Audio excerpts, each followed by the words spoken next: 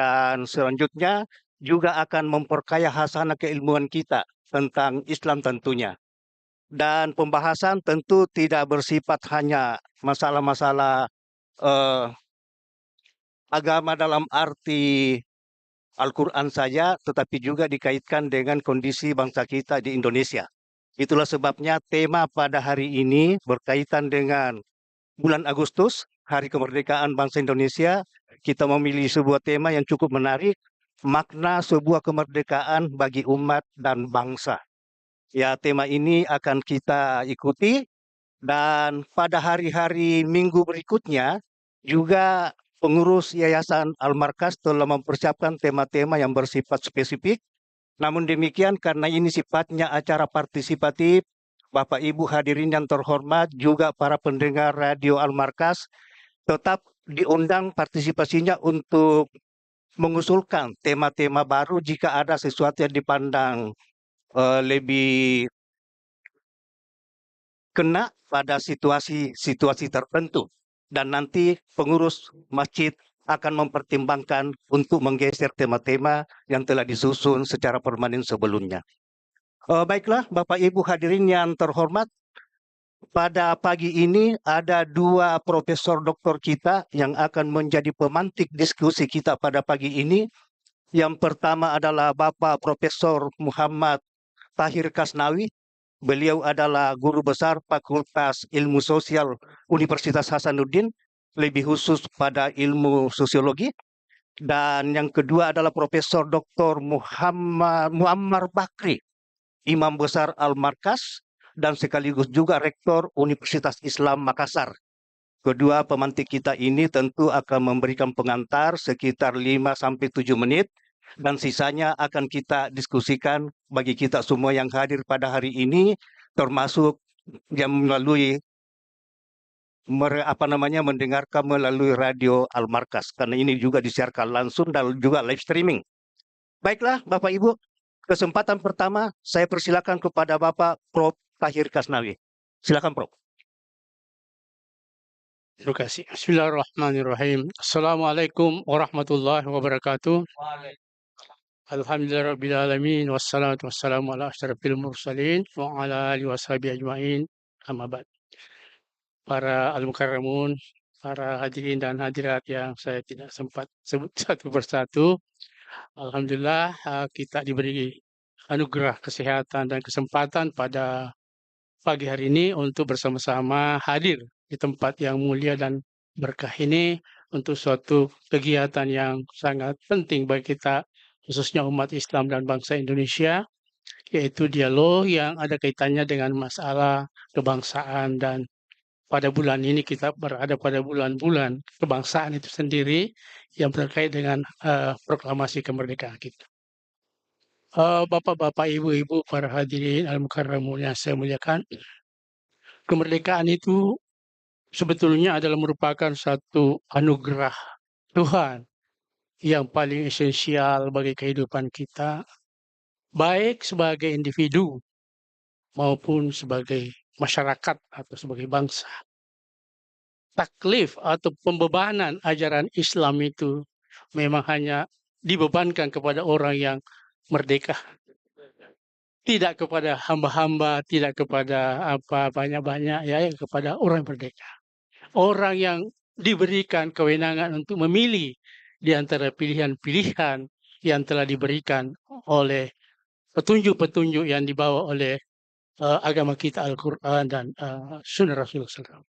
Nah, oleh karena itu hakikat kemerdekaan itu sebagai individu adalah kebebasan kita untuk melakukan pilihan-pilihan terbaik di dalam rangka mencapai kehidupan yang dikehendaki dalam penciptaan kita. Kita tidak akan dihukum dengan ketidakmerdekaan kita di dalam melakukan pilihan-pilihan. Dan oleh karena itu juga ya kita nanti di akhirat akan dihisap, akan diadili secara personal, secara individu berdasarkan bagaimana kita memanfaatkan kemerdekaan itu, kebebasan itu. Nah, ini yang perlu kita pahami sebagai esensi daripada kebebasan dan kemerdekaan itu, bahwa dia merupakan anugerah Tuhan yang baik. Memang di dalam kehidupan sosial sehari-hari di dalam kehidupan sosial sehari-hari, kadang-kadang kemerdekaan ini, kebebasan ini kita tidak bisa praktekkannya secara penuh. Tidak bisa kita sebebas-bebasnya memilih apa yang kita ingini. Karena apa? Karena memang juga kita dihadapkan kepada berbagai macam aturan-aturan, berbagai macam sistem yang harus kita sesuaikan diri dengan itu. Dan juga terkait dengan kondisi-kondisi individual kita, seperti misalnya kemiskinan, masalah kebodohan, masalah keterbelakangan lain yang menyebabkan kita tidak mampu mengeksekusi kebebasan yang telah diberikan oleh Allah Subhanahu wa taala dengan berbagai macam kapasitas, baik iman, ilmu pengetahuan dan teknologi. Sebagai bangsa Indonesia, nah kemerdekaan ini kita akui sebagai rahmat Allah yang paling besar. Apalagi sebagai bangsa yang telah mengalami penjajahan 300 tahun lebih, kita berada di bawah suatu penindasan, di bawah pengekanan kemerdekaan. Mula-mula dijajah secara ekonomi pada mulai akhir abad ke-16 ya, ketika VOC datang. Perlahan-lahan dijajah secara ekonomi, lalu kemudian pada abad ke-19 awal, tepatnya 1811, dijajah secara penuh oleh bangsa asing, yaitu berdirinya negara Indonesia yang bernama Hindia Belanda. Jadi kita sebetulnya negara kita itu berdiri sejak 1811, tapi namanya Hindia Belanda. Bahagian Belanda Timur ya, jadi kalau ada Kalimantan Timur, Indonesia Timur, kita itu dulu Hindia Belanda, Belanda Timur. Ibu kota kita dulu di Nederland ya. Kepala negara kita Ratu Juliana. Hanya memang kita berada dalam jajahan mereka sebagai bangsa ini. Nah, kita berjuang selama ratusan tahun, bergantian berbagai macam. Dan salah satu hal yang kita banggakan sebetulnya itu adalah bahwa yang mengawali dan mempelopori perjuangan mempertahankan dan merebut kemerdekaan kita ini adalah umat Islam. Pada abad ke-19, perlawanan terhadap penjajahan Belanda itu dipelopori oleh kiai-kiai, dipelopori oleh para ulama-ulama melalui basis, melalui markasnya yang bernama pesantren-pesantren. Jadi sebelum abad ke-20, pesantrenlah yang menjadi pelopor daripada perjuangan menghadapi Belanda, menghadapi penjajah. Nanti pada abad ke-20 mulai 1912 dan seterusnya baru diambil alih kepeloporan perlawanan itu oleh organisasi-organisasi seperti Syarikat Islam, Muhammadiyah, Nahdlatul Ulama dan sebagainya dan sebagainya. Dan akhirnya 1945 kita merdeka melalui suatu perjuangan yang berat, melalui suatu pengorbanan yang berat. Banyak negara-negara di sekitar kita yang merdeka tidak berjuang, dia hanya diberi semacam hadiah dan dimagangkan dulu untuk pimpinannya baru mengurus. Malaysia itu tidak ada perjuangan untuk merebut kemerdekaan, ya. Dia diberi dan dilatih dulu pemimpinnya untuk menjadi bagian pemerintahan, lalu diberi. Jadi di sana itu tidak ada hari pahlawan ya. Nah, kalau kita Indonesia itu mempertahankan kemerdekaan itu luar biasa. Karena kita betul-betul merawat. Ada sedikit historis bahwa sebetulnya pernyataan kemerdekaan itu dilakukan pada tanggal 16 Agustus. Pernyataannya ketika Bung Karno dan Bung Hatta diculik oleh pemuda-pemuda Rengas Dengklok, di situlah dipaksa untuk menyatakan kemerdekaan Indonesia. Tapi pada waktu itu dinyatakan belum sah karena belum diproklamirkan ke dunia. Nah, maka besoknya 17 Agustus diproklamirkanlah ke dunia. Publik bahwa Indonesia menyatakan kemerdekaannya, bebas dari penjajahan, bebas mengurus dirinya sendiri. Oleh Bung Karno, kemerdekaan ini diibaratkan sebagai jembatan emas.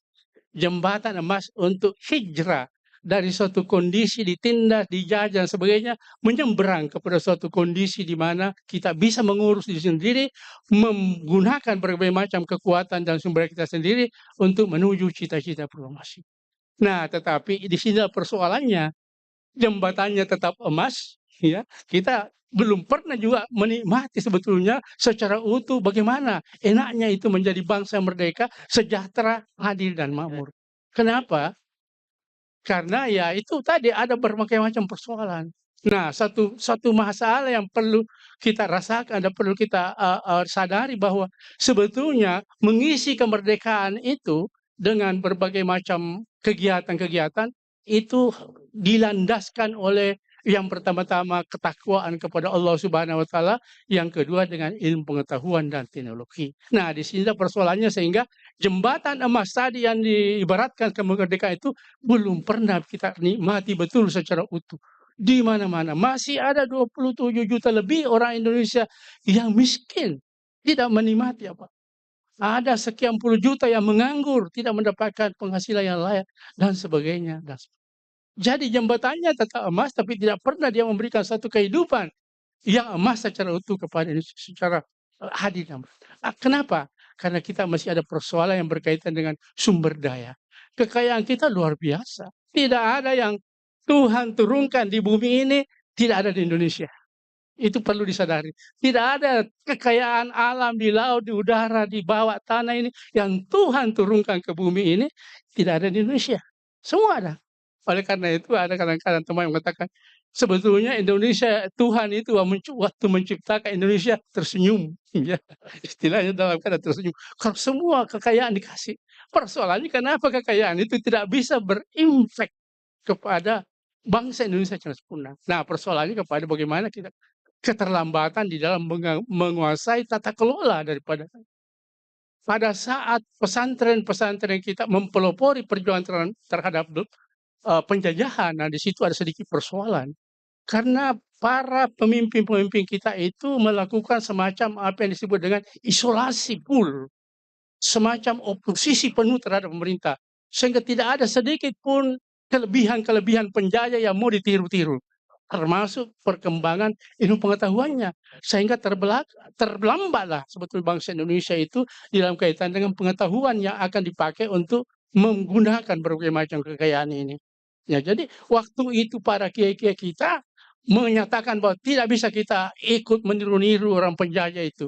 Bahkan dengan menggunakan hadis man tasyabbaha biqaumin fahuwa minhum. Siapa yang meniru-niru penjajah maksudnya itu dia bagian daripada orang itu.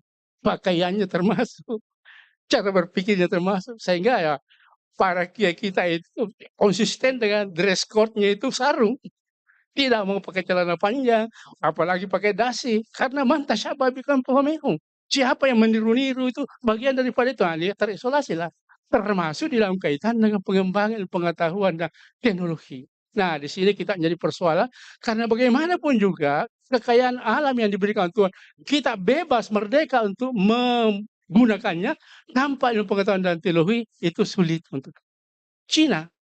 Cina itu ya walaupun dia komunis, kebetulan ya 2 minggu lalu saya ada di Cina melihat bagaimana mereka itu memang komunis, tetapi dia terlepas daripada itu merdeka dan menggunakan pengetahuan dan teknologinya untuk mensejahterakan masyarakat. Dia kaya raya dari segi sumber daya alam, mungkin paling semua juga ada di sana, tapi sekarang dia melanglang buana ke seluruh dunia ini mencari dulu yang masih bodoh-bodoh, ya untuk termasuk Indonesia. Padahal dia simpan dulu di negerinya itu kekayaannya luar biasa. Nanti di negara-negara lain yang habis dia bodoh-bodohi dalam tanda petik ini untuk dikeruk dia punya kekayaan, baru dia kembali. Negara-negara lain juga begitu, Australia dan sebagainya. Nah, oleh karena itu agenda ke depan kita ini terutama pada generasi muda kita menghadapi apa yang disebut lagi dengan bonus demografi adalah bagaimana kita meningkatkan kemampuan sumber daya manusia khususnya di bidang pendidikan. Terakhir saya ingin mensetir apa yang dikemukakan oleh Bapak Habibie almarhum bahwa sebetulnya kemampuan kita untuk menjadi bangsa yang maju, negara yang maju adalah ketika kita bisa mengkombinasikan kegiatan kita ini, perjalanan kita ini seperti pesawat terbang.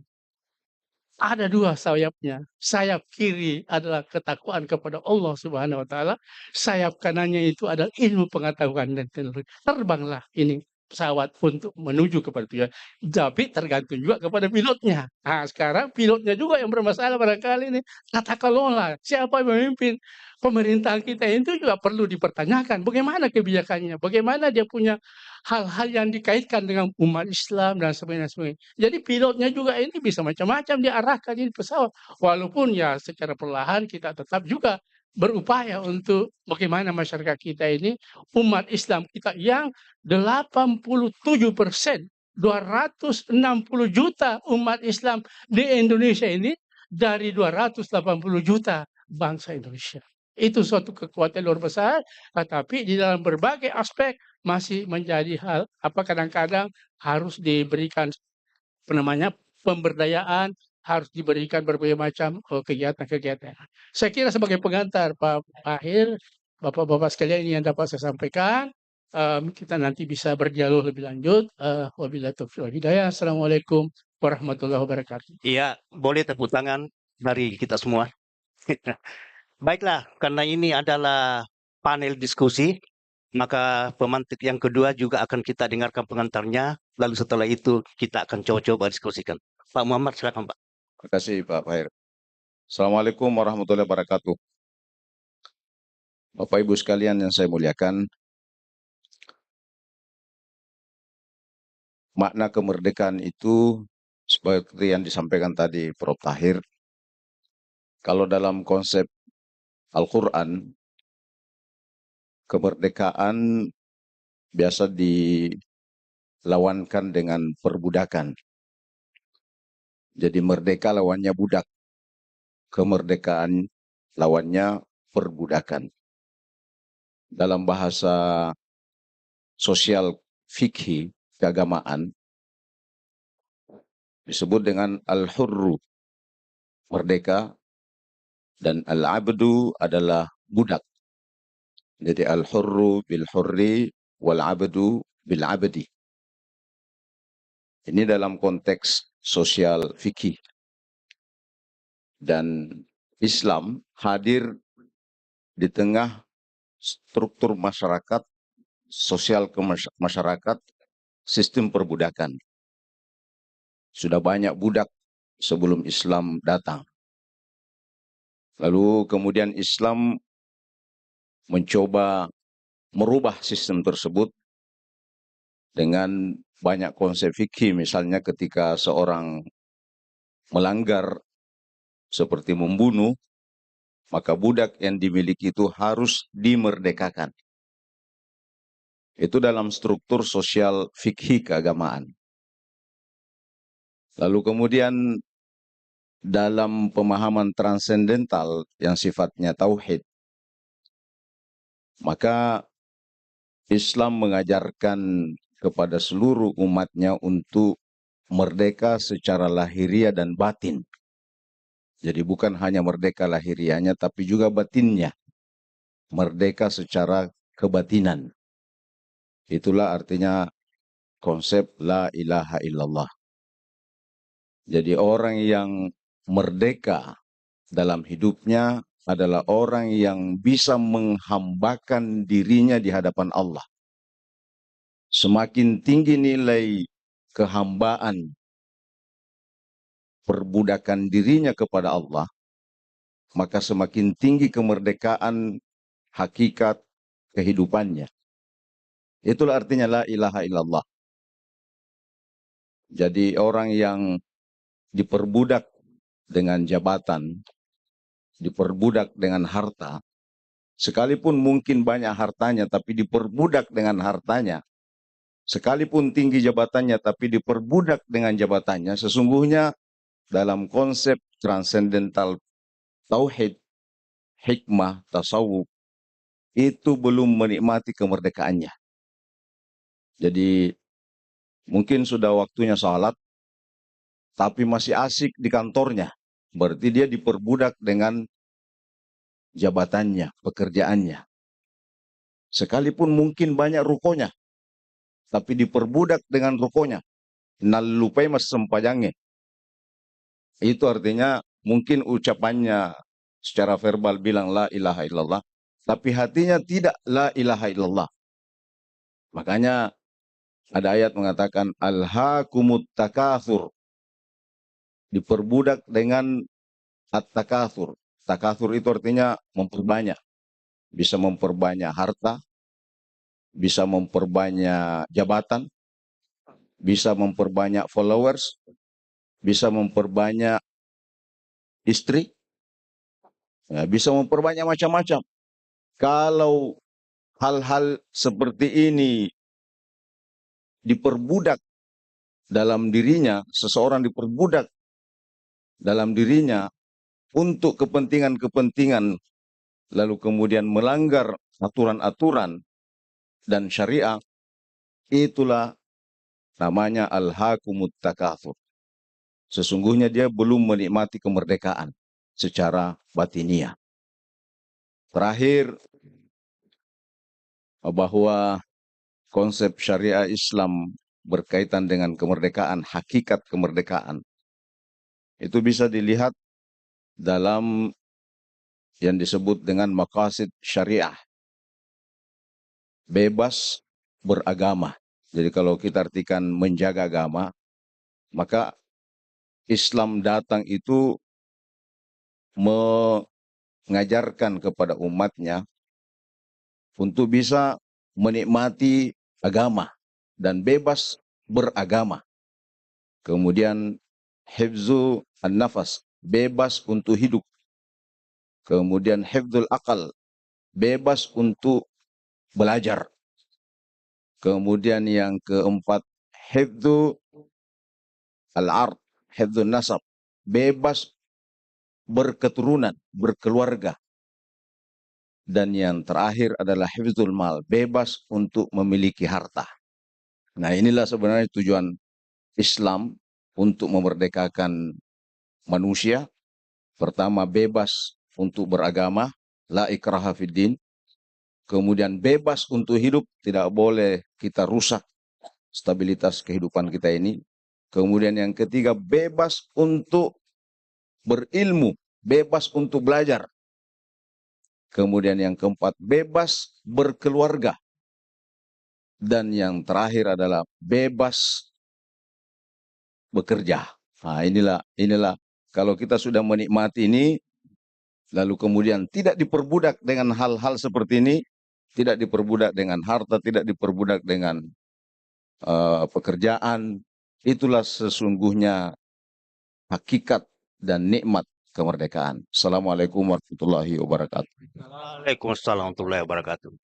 Bapak Ibu hadirin, telah kita dengarkan pengantar dua pemantik kita pada pagi ini, dan saya pikir gayung bersambut ya dengan tausiah Ustaz kita tadi di atas dalam konteks kemerdekaan fisik ini, bahwa sesungguhnya kemerdekaan itu tidak akan pernah kita raih jika hanya ditunggu, tetapi kemerdekaan memang harus direbut, dan itulah yang telah dilakukan oleh bangsa kita, bangsa Indonesia, pada berapa puluh tahun yang lampau di hari kemerdekaan itu.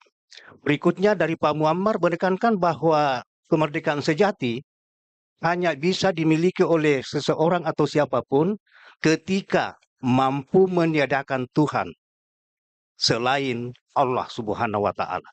Peniadaan dulu, lalulah kita menemukan itu.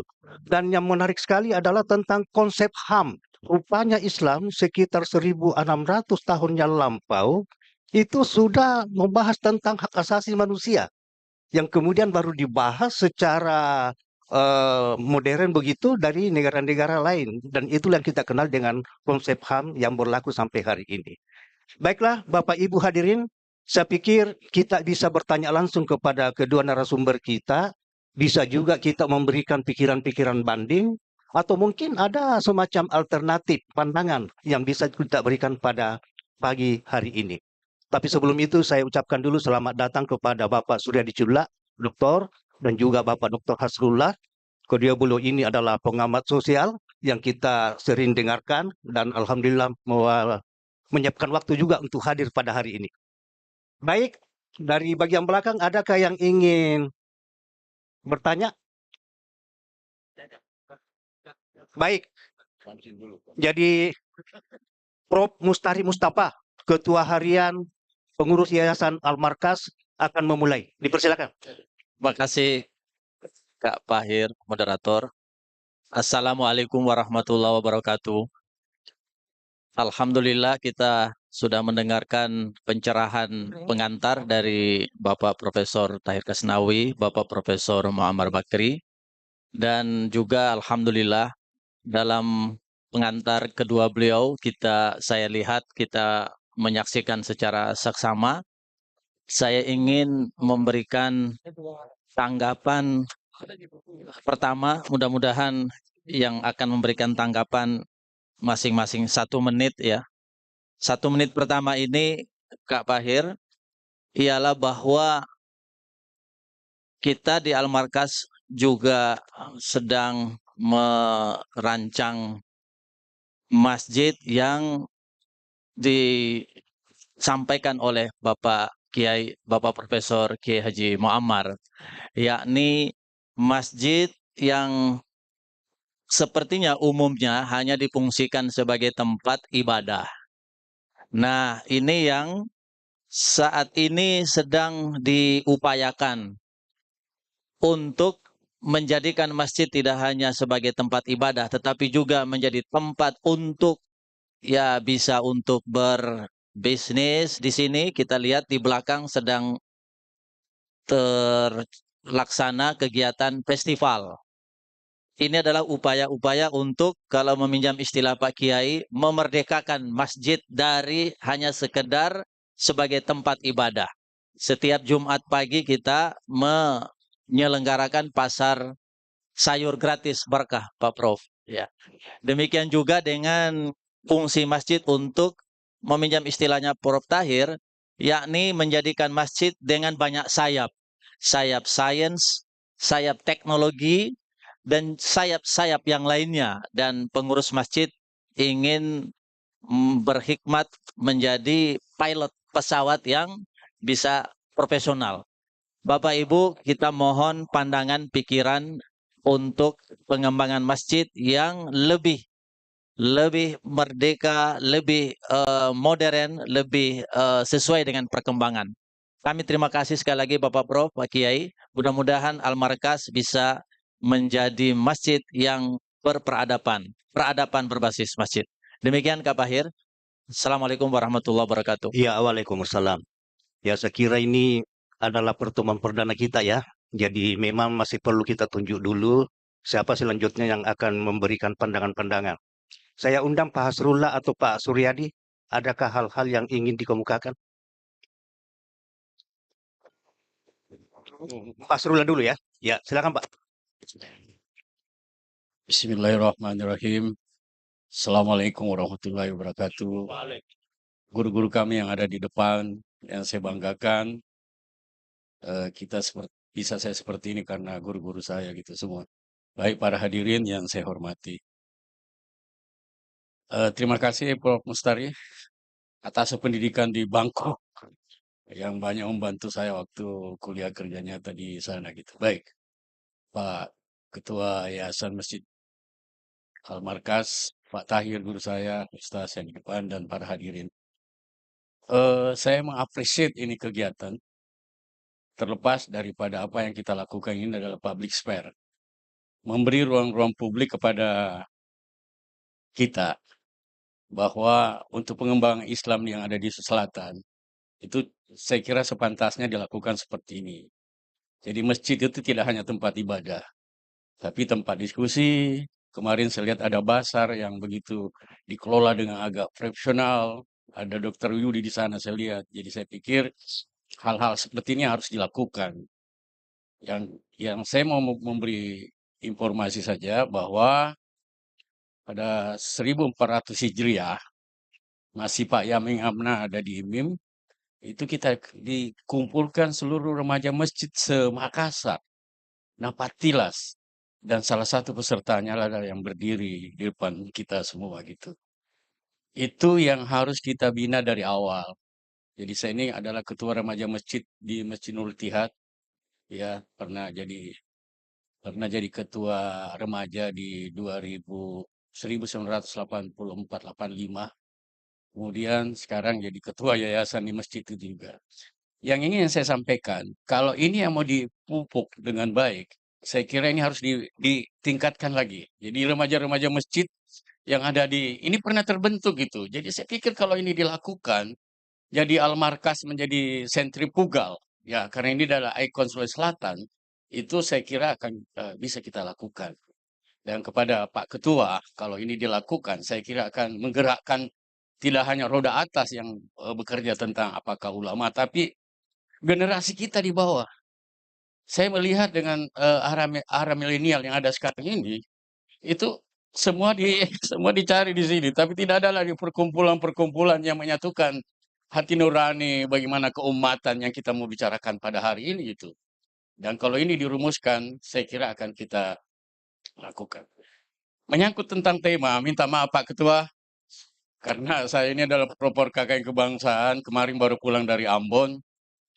Saya kira untuk mencegah konflik-konflik yang terjadi selama ini di antar beragama, saya kira Al-Markas harus tampil menjadi sebuah wadah, ya tidak hanya remaja masjid, tapi kita ini Indonesia, kebinekaan.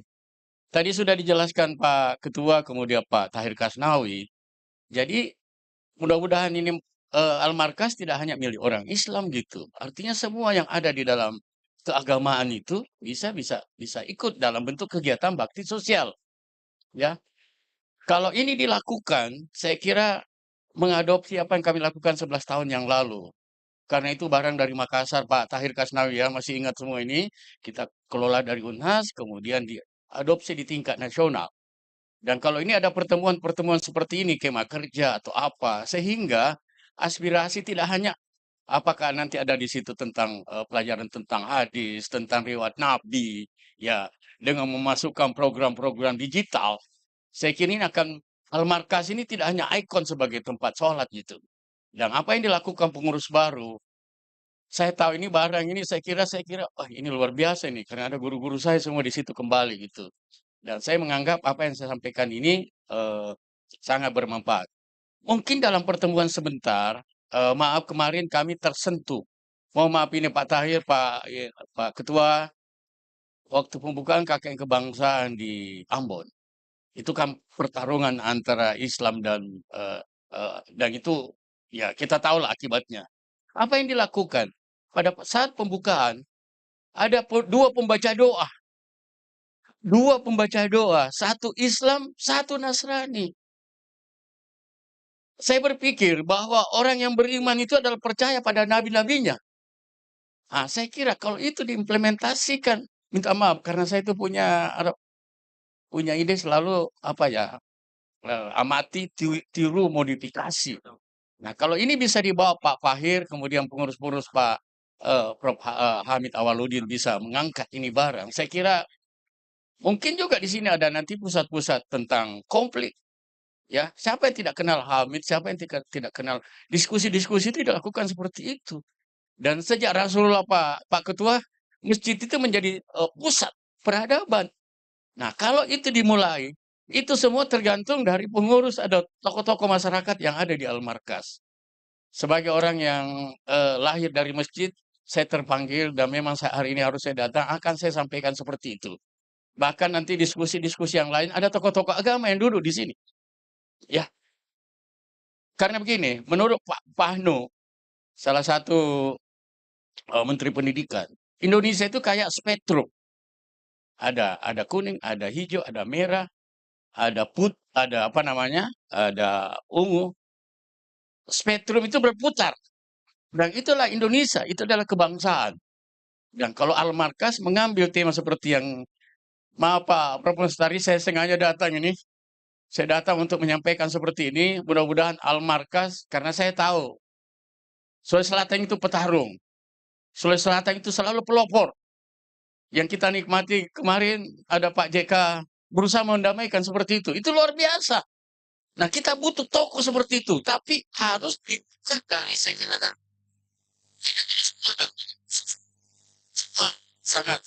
sangat duniawi. Dan apa yang dikatakan tadi Pak Ketua, dan itu dilakukan kebangsaan. Saya kira dan itu saya sudah buktikan 11 tahun yang lalu. Bukan saja orang lain yang ada di provinsi lain, tapi dan kita dapat gubernur yang terbaik pada tahun depan. Sekian dan terima kasih. Assalamualaikum warahmatullahi wabarakatuh. Dapat pas yang cabang yang Baik, Bapak Ibu hadirin, saya kira ini dulu yang merdekakan dan silakan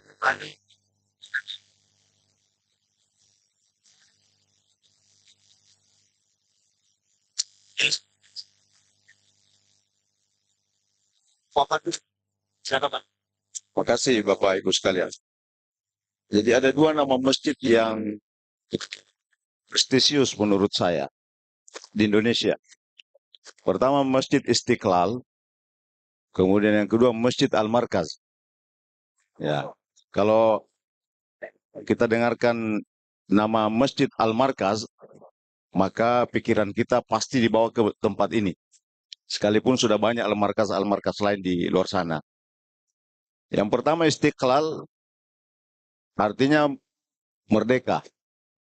Jadi merdeka itu dalam bahasa Arabnya ada dua. Istiqlal kalau bahasa Inggrisnya mungkin lebih pada independen. Dan yang kedua merdeka juga bisa al-hurriyah.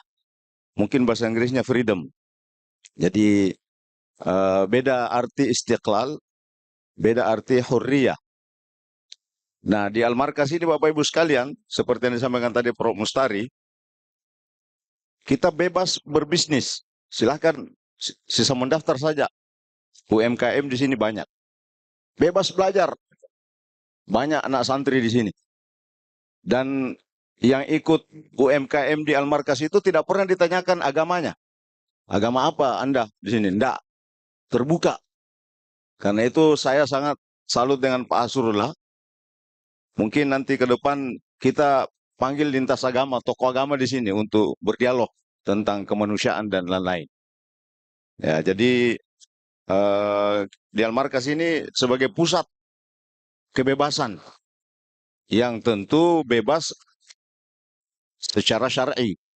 Jadi kalau tadi saya jelaskan, semakin kita bebas secara syar'i, maka semakin merdeka kita dalam kehidupan. Tadi analoginya Pak Prof. Tahir itu sarung. Ya, jadi orang yang pakai sarung lebih bebas dan merdeka bergerak, Pak, dibanding pakai celana. Apalagi kalau saya biasa pakai sarung tidak pakai dalam. Jadi bisa lebih bebas sedikit. Ya, itu saya hanya merujuk saja pada Pak Prof. Tahir. Ya, jadi saya kira itu, dan insya Allah dalam waktu dekat juga kita akan mengadakan kema kebinekaan. Kita akan undang anak-anak sekolah, santri untuk kema bersama. Ya, kita sebut dengan kema kebinekaan atau mabit, kema etika. Ya, saya kira itu sebagai respon dari dua Bapak Ibu sekalian. Terima kasih. Ya, terima kasih. Jadi tadi Prof. Muhammad itu memberikan satu awal ya bahwa dasar kebebasan kita sebagai individu itu, sebagai umat Islam itu la ilaha illallah. Ya. La ilaha. Itu kata ilaha itu masih nakirah. Ya. Masih banyak penerapannya, aspeknya. Bisa kepada jabatan, kepada harta. Illallah itu sudah ma'rifah, sudah definite. Hanya kepada Tuhan. Tidak ada saya takuti lain, tidak ada saya mau sembahyang lain, tidak ada saya mau puja yang lain, kecuali itu pembebasan diri, proklamasi kemerdekaan individu Islam. Nah, kemudian mengenai Al-Markaz fungsinya, saya kira memang sejak dari dulu kita harapkan seperti itu. Bahkan dari sejarahnya kan, masjid itu ketika belum ada poliklinik di zaman Rasulullah itu sudah dijadikan tempat untuk merawat orang yang luka-luka dari perang. Belum ada poliklinik. Oleh karena itu ya fungsi masjid memang harus dikembalikan kepada itu. Nah, ini saya nguping-nguping dulu juga, memang waktu namanya ini masjid diperdebatkan. Ada yang mengatakan Al-Markazul Islam. Islam saja. Tapi yang dijadikan kesepakatan Islami. Islamis. Pusat kegiatan-kegiatan yang bernafaskan Islam. Bukan kegiatan-kegiatan Islam dalam pengertian yang sempit. Nah, itu Al-Markazul Islami. Nah, Islaminya itu yang memberikan satu konotasi yang lebih luas dalam berbagai aspek yang al-ma'ruf, yang disepakati sebagai hal-hal yang baik. Nah, inilah yang barangkali menjadi perhatian yang kita harus. Secara khusus ya kepada sahabat saya Pak Asrullah, saya sangat dukung bahwa porsi perhatian kita dalam pembinaan umat sekarang itu adalah generasi muda. Itu harus beri porsi yang prioritas paling tinggi. Generasi muda ini adalah generasi yang memiliki dua status, kritikal dan strategis. Strategisnya dialah yang akan menjadi penyambung kehidupan kita ini, ya. Dia akan menjadi leader of tomorrow, dia akan menjadi penerus generasi kita, itu strategisnya. Dan apalagi kita menghadapi namanya bonus demografi. Kritikalnya karena justru generasi muda ini yang paling banyak menghadapi tantangan sekarang ini. Banyak menghadapi persoalan, apalagi dengan kondisi sosial sekarang ini, ya, di mana generasi muda itu paling menjadi sasaran di dalam berbagai aspek-aspek yang ingin menghancurkan suatu bangsa. Nah, oleh karena itu sekarang ada yang disebut dengan post-truth. Ini yang menjadi bahaya bagi generasi muda, namanya era post-truth. Post-truth itu artinya bagaimana orang membenarkan yang dipercaya. Kita kan dalam Islam itu mempercayai apa yang benar. Itu yang benar sebetulnya. Mempercayai apa yang benar. Post-truth ini membenarkan apa yang dipercayai. Nah, yang dipercayai itulah yang selalu muncul dalam medsos. Itulah muncul Instagram, muncul sehingga lahirlah satu profesi-profesi baru, namanya lagi influencer. Ada sekarang namanya influencer, itu orang yang memberi pengaruh tentang berbagai hal yang baru-baru untuk post-truth itu. Sehingga generasi muda kita itu sekarang, ya, tidak semuanya, tapi banyak yang mempercayai apa yang selalu ada di medsos. Lalu itu yang dikatakan benar. Kan ini bahaya. Karena dia sudah membalik-balikkan suatu kebenaran. Influencer. Nah, yang paling ekstrim lagi ada namanya buzzer. Buzzer ini mendengungkan. Ini misinya lebih hebat lagi, buzzer ini. Ini merusak generasi muda tentang sesuatu hal yang sebetulnya ya kita harapkan mereka itu sadar sebagai generasi muda, terutama generasi muda Islam. Nah, ini yang perlu kita sadar bersama. Oleh karena itu masjid menjadi pusat kegiatan untuk pembinaan umat, dan porsi terbesar saya sarankan kepada generasi muda melalui berbagai macam kegiatan-kegiatan, baik pendidikan maupun pembinaan yang lain dan sebagainya. Saya kira itu saya punya tanggapan, Pak. Terima kasih.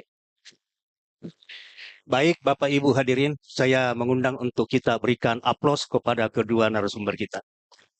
Diskusi ini akan kita lanjutkan minggu depan, tetapi catatan kita hari ini paling tidak ada beberapa hal. Yang pertama, Pak Yadi, kalau begitu Adi Suryadi Cula, 2 menit ya. Tolong mic-nya. Presiden. Mic. Pak Adi. Moderator sudah lupa saya. Saya jauh-jauh dari Goa, Pak.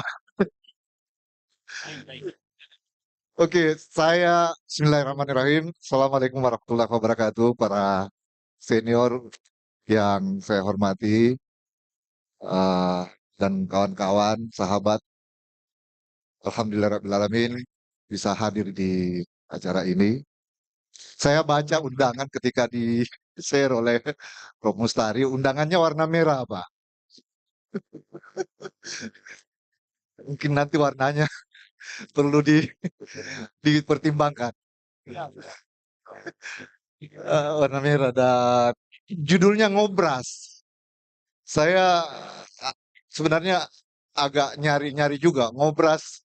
Kenapa sampai ke ngobras? Jadi acara ini temanya, judulnya itu ngobras. Ngobrol keumatan kebangsaan Al-Markas. Nah, itu singkatannya bagus sekali, Pak. Ya, ngobras itu yang saya bayangkan kalau menjahit pakaian. Itu pakaian itu akan berserakan, berserabut kalau tidak diobras. Jadi saya kira itu makna yang bagus ya. Istilah ini barangkali bisa dipertahankan. Arti lain dari ngobras itu konstruksi. Jadi mengkonstruksi. Ngobras berarti mengkonstruksi. Nah, ini saya harap bahwa diskusi ini bisa berjalan berseri ke depan. Nah, bahkan sebenarnya saya berharap ini tidak hanya sampai ke dialog rutin seperti ini, tapi ada output. Jadi barangkali bisa dipertimbangkan juga untuk direkam. Saya nggak tahu apakah direkam, ya direkam dan diolah, ya live. Berarti ya ada data ya yang sudah tersimpan untuk diskusi kita. Nah, saya kira kekuatan umat Islam itu terutama ada berbasis di masjid, Pak. Dan masjid itulah yang selama ini lemah. Nah, umat Islam ini di Indonesia lemah. Bahkan tidak pernah terjadi dalam sejarah. Selemah seperti yang ada sekarang, Pak. Termasuk masyarakat sipil secara umum. Organisasi Islam, organisasi masyarakat, luar biasa. Kita dihantam oleh sebuah sistem yang begitu sentralistik, akan kembali ya, menjadi otoritarian, sehingga hampir seluruh elemen-elemen sosial, dinamika yang muncul bahkan itu menjadi sangat lemah dibandingkan bahkan di era Orde Baru, Pak. Di era Orde Baru itu dinamika pemikiran, gagasan itu bahkan luar biasa dengan kemunculan sejumlah tokoh-tokoh. Ada Gus Dur, ada Nurcholish Madjid, ada ya, M. Saifuddin. Banyak sekali tokoh-tokoh yang muncul ya, ada Kunto Wijoyo dan segala macam yang sangat mewarnai pemikiran-pemikiran Islam. Kita tidak mendapati lagi dinamika, bahkan itu muncul di era yang otoritarian. Tidak pernah selemah sekarang, Pak. Dan ini momen yang sangat bagus menurut saya di Makassar, apa yang dipelopori dengan acara ini, kita berharap bahwa itu akan memunculkan ya penguatan keumatan dan kebangsaan ya dan partisipasi umat Islam. Nah, yang terjadi di kita sekarang ini ada kecenderungan memang menarik diri untuk memperkuat partisipasi, termasuk partisipasi umat Islam. Yang sangat memprihatinkan, bahkan kalau kita melihat data mengenai partisipasi aktif generasi baru, generasi milenial itu, bahkan mereka lebih cenderung ke teknologi, lebih cenderung ke penguatan eksplorasi mereka terhadap perkembangan, tetapi engagement mereka itu sangat lemah. Mereka mungkin tidak paham tentang pentingnya demokrasi. Mereka bahkan mungkin tidak paham tentang pentingnya membangun masyarakat madani, partisipasi. Nah, ini saya kira yang dikemukakan Prof. Tahir tadi itu sangat penting untuk membangun kembali generasi muda kita. Ini masalah, Pak, dan ini mereka tidak paham ini, orang-orang generasi milenial ini tidak tahu ini bahwa ada masalah yang terjadi dalam konteks partisipasi. Pemilu dilihat, demokrasi dilihat hanya pada rutinitas pemilu. Nah, ini dan pilkada, tapi kualitas dari proses kehidupan berbangsa kita itu tidak mendapat penguatan dari anak-anak muda kita juga. Nah, ini problem berat dan bonus demografi yang disinggung oleh Prof. Tahir tadi mungkin perlu kita diskusikan lagi. Nampaknya itu kita menghadapi juga kesulitan dan tantangan berat. Untuk bonus demografi, Jepang berhasil menjadi negara maju itu karena bonus demografi, Pak. Mereka menikmati tahun 60-an. Korea Selatan berhasil menjadi negara hebat sekarang itu bonus demografi yang mereka kelola tahun 80-an.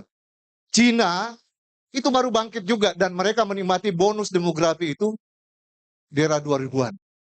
Kita tahun 2045 apakah kita bisa mencapai bonus demografi itu problem berat juga bagi kita. Kalau melihat orientasi pembangunan yang lebih banyak ke fisik, infrastruktur, jalan tol, gedung-gedung, itu akan membuat kita ragu dengan kemungkinan apa yang dikemukakan Prof. Tahir tentang Indonesia Emas 2045. Saya termasuk orang yang ragu menyongsong itu dengan melihat kebijakan pemerintah termasuk di bidang pendidikan. Komitmen kita untuk membangun sumber daya manusia itu tidak serius. Termasuk anggaran pendidikan, komitmen konstitusi 20% yang dialokasikan APBN dan APBD itu juga tidak tepat sasaran sepenuhnya. Nah, ini problem kita, apalagi kalau kita berbicara tentang keumatan dan kebangsaan.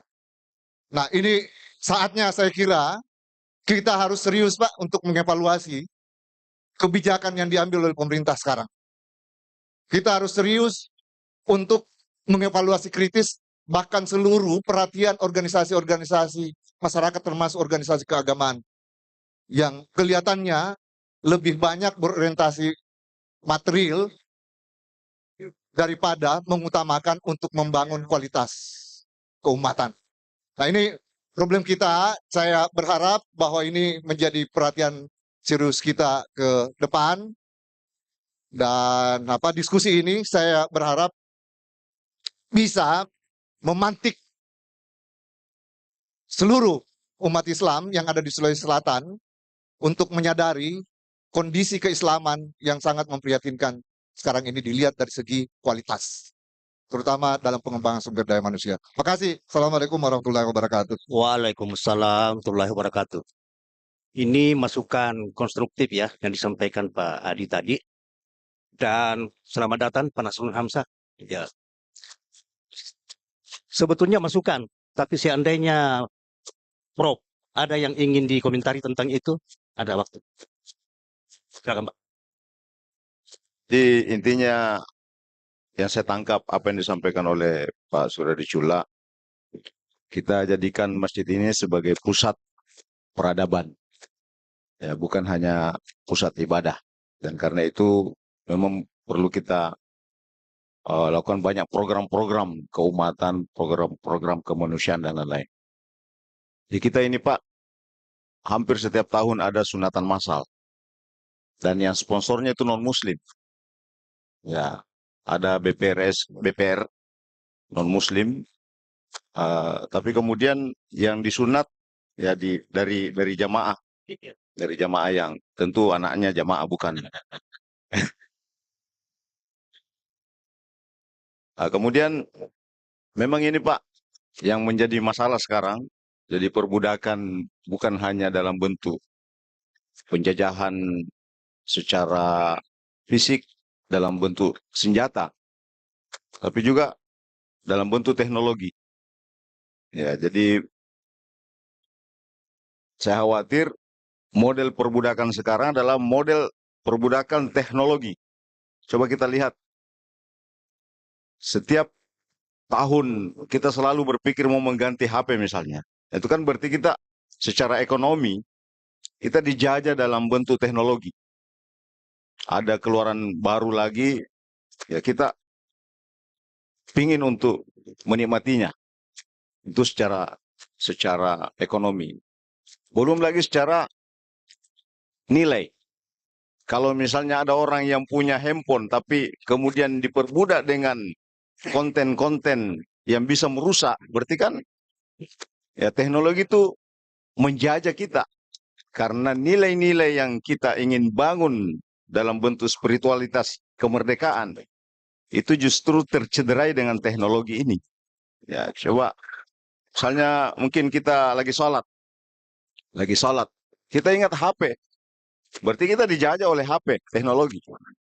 Kita tidur dengan HP, bangun langsung cari HP, bukan istri yang dicari, langsung HP dulu dicari. Ya, berarti kita dijajah dengan, ini bentuk perbudakan dan sesungguhnya belum menikmati kemerdekaan secara spiritual. Dan inilah yang kita harapkan bisa terbangun dari nilai-nilai kemerdekaan. Terima kasih. Assalamualaikum warahmatullahi wabarakatuh. Ya, saya sambung mengenai HP tadi itu. Ya. Saya punya pengalaman. Saya lupa HP di rumah. Saya sudah sampai di muka DPR Kota Makassar. Ya. Pulang ambil itu. Karena orang mengatakan lebih bagus HP dilupa di kantor daripada di rumah. Tapi sebetulnya alasan saya begini, banyak sekali agenda saya di HP itu, ya. Agenda saya di HP itu janji saya, komitmen saya yang harus saya buka kembali, bukan persoalan. Tapi itu bilang teman, lebih baik di HP lupa di kantor daripada di rumah. Saya tidak tahu apa alasannya ya. Oke, baik. Apa yang digunakan sahabat saya, bos saya Pak Adi Chula tadi itu ya, saya kira menggarisbawahi kondisi kita sekarang ini yang memang tidak baik-baik saja ya, khususnya di kalangan umat Islam. Bahkan kadang-kadang kita ini umat Islam dalam tanda petik itu dipermainkan kadang-kadang oleh pihak lain untuk suatu hal-hal yang sepele. Menjelang Natal kita disuruh berantem. Apakah halal mengatakan selamat Natal atau tidak? Hal yang sepele kan? Menjelang Idul Fitri atau disuruh bertengkar dulu mengenai hari ini dan sebagainya, sabit atau hilang. Itu kan hal-hal yang memang sengaja dianukan supaya kita ini terlena di dalam diskusi mengenai itu, lupa agenda yang lebih besar untuk umat ya. Saya kira apa yang dikatakan Pak Adicula itu bisa kita garis bawahi untuk kemudian kita jadikan agenda pemberdayaan dan pembinaan masyarakat, terutama generasi muda. Sekian, assalamualaikum. Iya, baik. Saya pikir masih banyak yang mau bicara, tapi waktu akan kita batasi sampai di sini. Dan ada lagi, Prof. Iya, 2 menit saja, Prof ya. Tabe. Sekarang, Pak. Assalamualaikum warahmatullahi wabarakatuh. Alhamdulillah wa syukurillah. Saya dengan kegiatan pada hari ini merasa sangat bergembira. Kenapa? Karena saya adalah generasi awal dari Al-Markas yang pada mulanya saya diserahkan untuk membidangi bidang pendidikan. Yang saya rasakan bidang ini sampai sekarang ini masih sangat diperlukan untuk diprioritaskan. Karena bagaimanapun juga ke depan ini ditentukan oleh pendidikan pada hari ini.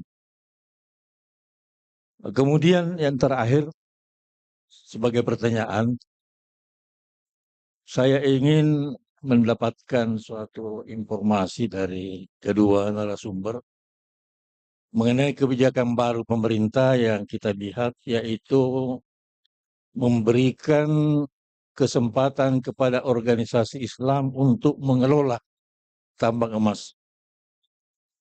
Saya sebenarnya sangat bergembira mendengar ini karena adanya kepercayaan yang diberikan kepada organisasi Islam yang saya anggap bahwa organisasi Islam di Indonesia ini mantap.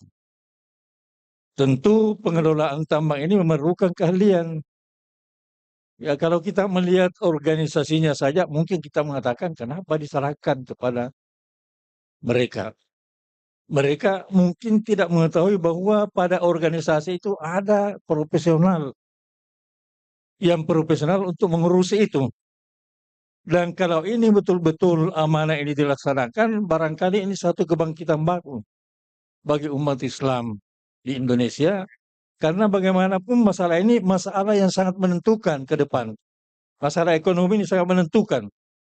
Kalau dikelola sesuai dengan aturan-aturan yang ada menunjuk Islam, saya kira ini satu kebangkitan baru yang harus disambut oleh umat Islam, terutama generasi sains dan teknologi. Saya kira ini, Pak. Terima kasih. Assalamualaikum warahmatullahi wabarakatuh. Terima kasih, Prof. Baik, Bapak Ibu, Pak Nasrul, maaf sekali, Pak. Sudah Bapak Ibu ini akan ada kegiatan lain juga, nanti akan dilaksanakan lagi. 1 menit kalau begitu. Silakan Pak, berdiri. Terima kasih. Saya berbahagia ada acara diskusi di Masjid Al-Markas. Ini memberi gambaran bahwa spirit kecendekiawan masjid ini hidup. Saya ingin mengatakan begini. Al-Markas pusat peradaban masjid. Mungkin lebih bagus kita membina setiap masjid yang berkembang di Makassar untuk pengetahuan dasar agama. Apakah itu pengetahuan fikih, tajwid.